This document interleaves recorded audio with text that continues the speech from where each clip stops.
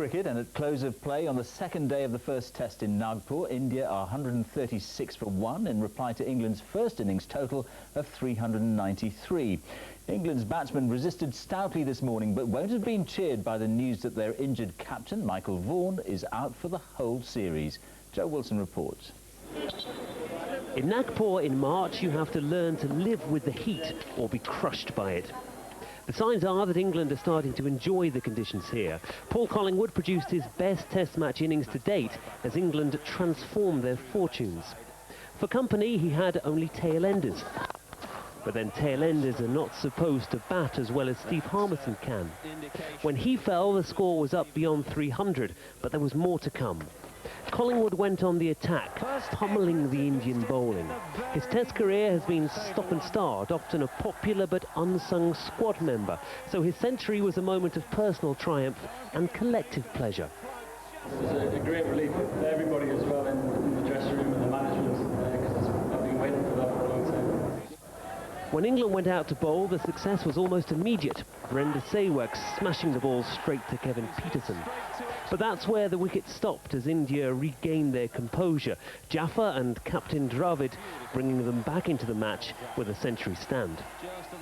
Well, so far in 2 days, just 11 wickets have fallen here, so bowling out India cheaply on the third day will be tough.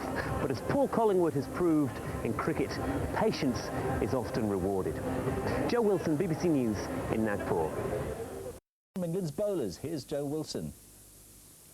Day 3 in Nagpur and England off to a flyer. India's captain Rahul Dravid gone LBW. Next out, Wasim Jaffer safely held by Captain Flintoff. The very next ball, Lakshman trapped in front of the stumps. 3 wickets in 11 balls for Hoggard. Monty Panesar has been cheered all over India. Now England's first Sikh player claimed his first wicket. Tendulkar of all people, Panesar's boyhood hero. Well, straight after lunch, it was the Hoggard-Flintoff combination again. India 7 down. Hoggard had taken 5 wickets. It's vitally important that we got off to a good start this morning. We went out there to put patience into practice and just try and get as many balls as we can in the right areas. Well, Matthew Hoggard's wickets certainly put England in a strong position, but as the day wore on, back came India. Now Mohammad Kaif led the resistance. He and Anil Kumble took India past 300, but as the shadows lengthened, Harmison forced Kumble to edge to slip. And Panesar, persistent to the last, grabbed the prize wicket of Kaif. Joe Wilson, BBC News, Nagpur. Cricket, San, it was another good day for England in the first test against India in Nagpur. Alistair Cook made a century on his debut, putting England in a strong position going into the final day. They closed on 297 for 3. That's a lead of 367. Here's Joe Wilson. England needed to be busy with time left in the test running short.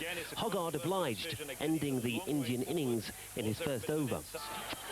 With England 70 ahead, opening batsmen Strauss and Cook safely took them to lunch in their second innings. But when Strauss and Bell fell, it was down to Peterson to provide the acceleration. His innings came to an end on 87, 1 flamboyant stroke too many, but he'd done his job. Now it was left to Alistair Cook to round things off in style. A week ago, he was in the air somewhere en route to Nagpur. Now he has a century in his second test match innings after 50 in the first. What a test debut. It hasn't really sunk in yet. Obviously delighted to have scored 100 and I don't know, words can't really describe what I feel at the moment. I'm just going to let it soak in and just enjoy the moment. Well, a tour which began with so many problems for England is now awash with positives. If they can bowl out India here on the final day and win the match, well then that would be the perfect finish. Joe Wilson, BBC News, Nagpur. The cricket and the second test between India and England in Mohali has come to life after 2 days of heavy interruption by rain.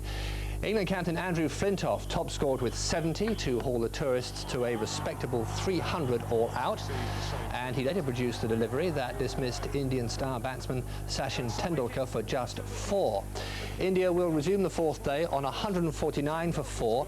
Ian Bell's stunning catch removing Yuvraj Singh for the last wicket of the day.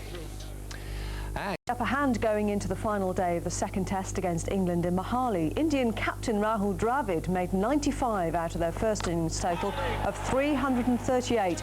He was bowled by Andrew Flintoff, one of 4 wickets for the England all-rounder.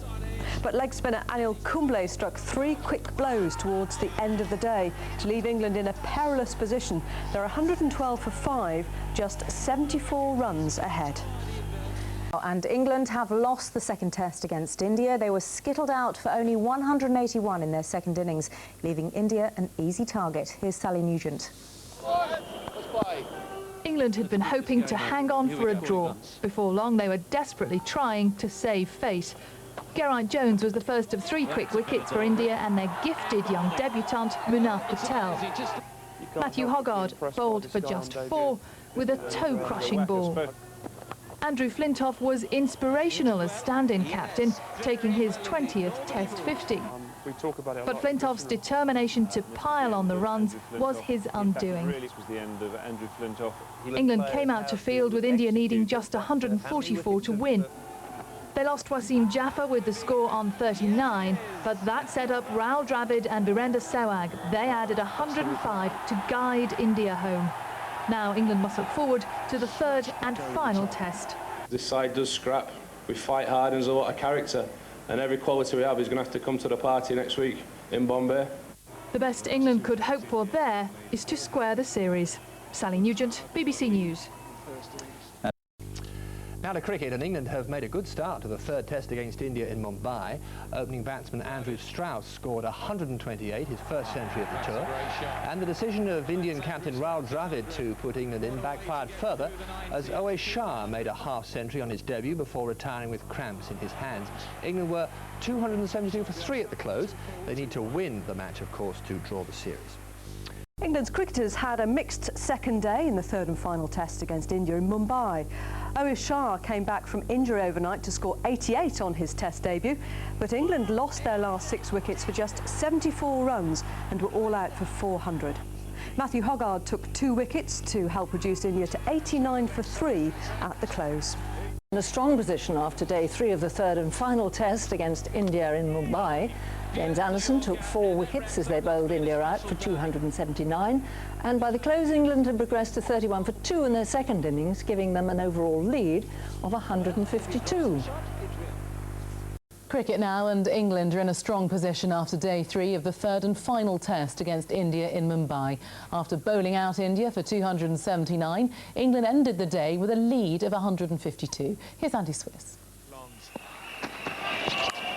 England needed a good start, and they got one. Typically, it was Andrew Flintoff that made the breakthrough, but it was other players that really rose to the occasion, like wicketkeeper Geraint Jones, another spectacular effort accounting for Rahul Dravid. Not bad for a man whose catching has been under scrutiny. But the unlikeliest hero was James Anderson. He was only in the team because of England's injury crisis, but his superb throw accounted for Mahendra Dhoni, and his bowling was just as effective. With Jones now catching everything in sight, England were in control, and Anderson did the rest. Bowling. His 4th wicket giving England a healthy first innings lead of 121. All they needed now was a solid start from their batsmen. Wishful thinking. First Andrew Strauss and then Ian Bell succumbed, and a gripping finale to this match is now about the only certainty. Andy Swiss, BBC News.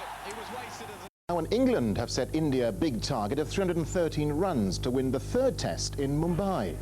The highlight of England's second innings was this 6 from captain Andrew Flintoff. He scored a half-century as the tourists were bowled out for 191. Replying, India lost an early wicket to reach 18 for 1 at the close, still 297 runs behind. It sets up an exciting final day tomorrow. England must win the match to square the series. In the cricket, India will have to post a record 4th innings total in Mumbai if they are to defeat England in the final test of the series. Day 4 wasn't exactly a thriller minute, the tourists only scoring 160 runs in almost an entire day. A half-century from Andrew Flintoff, one of the few highlights. At stumps, India were 18 for 1, some 295 short of the required total. This was a day when it felt that cricket had gone into slow motion as England sought to grind out a lead big enough to give them a chance of victory. It took the Indian attack 14 overs even to bring to an end the vigil of night watchman Sean Udall. And they will have sensed England's growing unease when Anil Kumble spectacularly claimed Kevin Peterson's sculp. Well, he's taken a blinder. Not bad for a 35-year-old who bowled far more overs than anyone. Owe Shah, again impressing on his debut, kept accumulating watchfully. But straight after lunch, having reached 38, he recklessly threw it away by badly misjudging a single. With England 85 for 5, captain Andrew Flintoff had to consolidate. Even so, he led a charmed life. Dhoni's missed stumping was to be costly, but it did make England adopt an overly defensive mindset. Not until after Paul Collingwood had been athletically snapped up by Harbhajan did Flintoff revert to more customary mode to reach his 4th successive half-century. He eventually went for exactly 50, but England, 313 ahead, had left time for only 9 overs at India's batsmen. That was enough for Anderson to remove Pathan, but they may well regret their slow progress tomorrow. Kevin Geary, BBC News. And England's cricketers have pulled off a stunning victory in the 3rd and final test in India. They bowled out the home side's batsmen for just 100 runs, winning the game and levelling the series. Kevin Geary reports. For Andrew Flintoff and his inexperienced, depleted team, this was a victory to rank almost alongside last summer's Ashes triumph. Without 5 of those heroes, they not only beat India in their Mumbai fortress, they humiliated them. Kumble, the first in a long procession back to the pavilion. Predictably, the skipper was leading from the front, taking the morning's 2nd wicket to banish any prospect of an unlikely home win. While the little master, Sachin Tendulkar, remained, a draw was still a possibility. But when Flintoff struck again to remove his opposite number Dravid, England scented blood. Next over, veteran spinner Sean Udall collected the great prize. Tendulkar smartly taken by Bell. And when Sehwag was trapped by Anderson, India had lost 3 wickets for only 2 runs and were into a meltdown typified by one of Test cricket's more bizarre interludes. Dhoni's wild swing sent a skyer towards Monty Panesar, but Monty had got completely the wrong map reference. Bemusement all round, which was compounded just 2 balls later when Dhoni did exactly the same ridiculous thing. This time Monty held his nerve and the ball. The end came swiftly. England had won by a whopping 212 runs. We played some good stuff out here, and let's have one last push over these 4.5 days. And the manner in which we played, we're taking on India with a young team. I think it's the first time we've won here in 20 years a test match, so yeah, it's definitely up there. They might have only drawn the series, but they'll feel like they've won it. Kevin Geary, BBC News.